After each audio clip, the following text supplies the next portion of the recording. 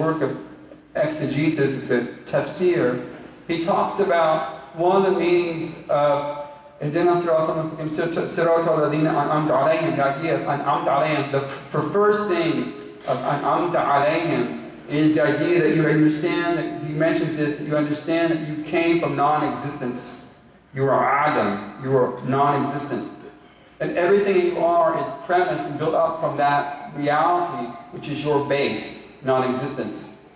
And so when you are going down the staircase symbolically, or going down the hill in your car, you're going towards a lower level. And that lower level in classical cosmology and hierarchy of creation, as people like Ibn Arabi and others would have discussed it, is a descent into non-existence. And so you affirm at that moment, God's transcendence. And part of his transcendence is that he is technically the opposite of that. And you, as going down towards non-existence, you are affirming his transcendent nature. And one of the results of that is that Allah responds back to you. One of the reasons you do dhikr, is that you solicit from Allah subhanahu wa ta'ala a response. That the jaza of khair is khair. The reciprocal response of Allah towards something good, or ihsan, is ihsan. And as you affirm this transcendent nature of Allah, that he is qa'im bin nafsihi, he is self-subsisting. He doesn't even use the word exist is inappropriate for Allah, because he's qa'im bin nafsihi. He subsists by the fact that that's what he is. And you can't really find words to describe that. And when you go down the staircase, you are really affirming that, in a sense, I'm going towards my origin of non-existence, in a sense. But by affirming his qa'im bin nafsihi, he reciprocates by allowing me then through that dhikr to become more excellent. He reciprocates by slowly bringing me back to real states of being. And one of the purposes of the Muhammadan prophetic office is to complete this for us. That we complete our states. Al-yawma akmaltu lakum dinakum is to complete things. But we have to be very serious about that. Now, this is not what you usually hear from your Jummah khutbah minbars. And if we have in our communities this lack of discussion on deeper meanings, I think that we have really sold ourselves short on the potentials that we have. Because a lot of what we hear just stifles us. It just really cripples us. So, اهدنا الصراط المستقيم.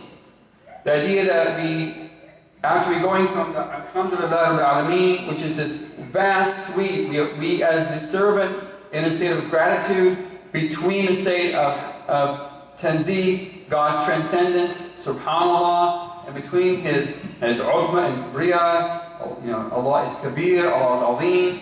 The servant of gratitude this is how Allah begins, in a sense, the revelation.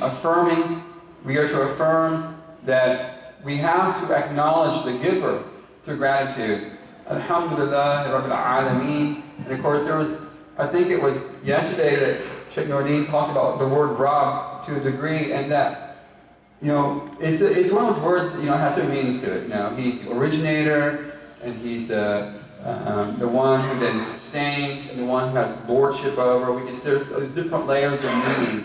And of the Rabb al-Alameen, the realm of alamat, this realm of signs and isharat, alamat, of not only sentient beings, that is of ins and jinn and malaika, that is the angelic beings, the jinn and the humankind, but in a larger context, every creature. We heard that today of the signs of Allah. Be reflective of these things, of the natural phenomena that occur.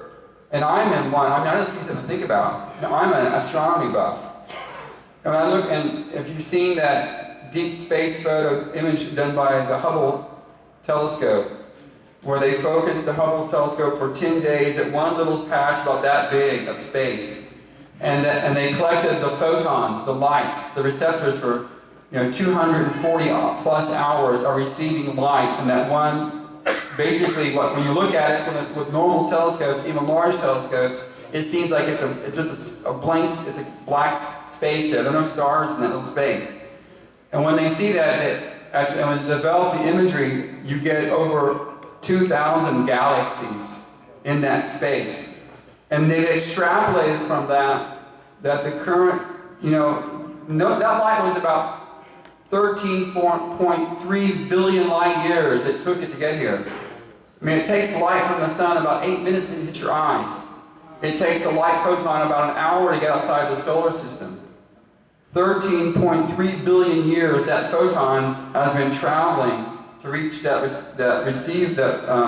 receiver on Hubble. But from that, we also know that according to Hubble himself, the universe is expanding. And as the universe expands, it's also expanding faster than the speed of light. So if you just take that radius of 13.5 billion, that's a radial measurement. And you've got about 27 billion light years. But actually, since it's been expanding greater than the speed of light, it's actually of the edge of the background radiation as we perceive it is now about, the diameter is about 46 billion light years. But the assumed actual size due to dark energy and dark matter is about 160 billion light years in diameter.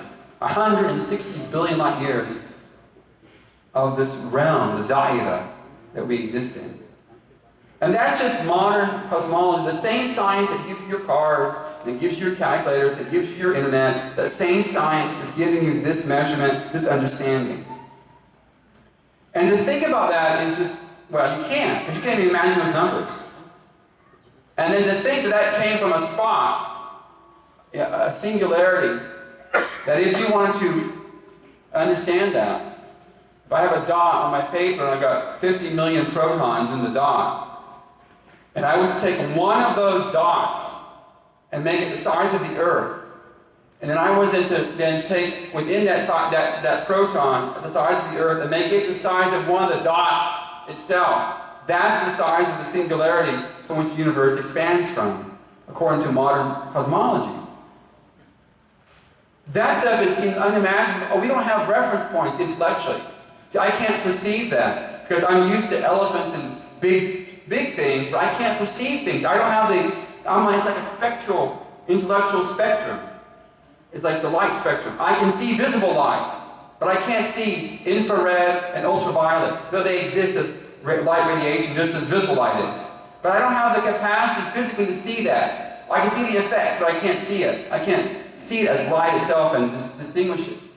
The same thing with this understanding of this vastness of the created universe, let alone that which is not contained within created universe, which is Allah subhanahu wa ta'ala. So we're dealing with something. Now this is one of the things about living in the modern age with our science. You can go the path of Richard Dawkins, go through a path of atheism and say, well, I don't understand all that. There is no deity.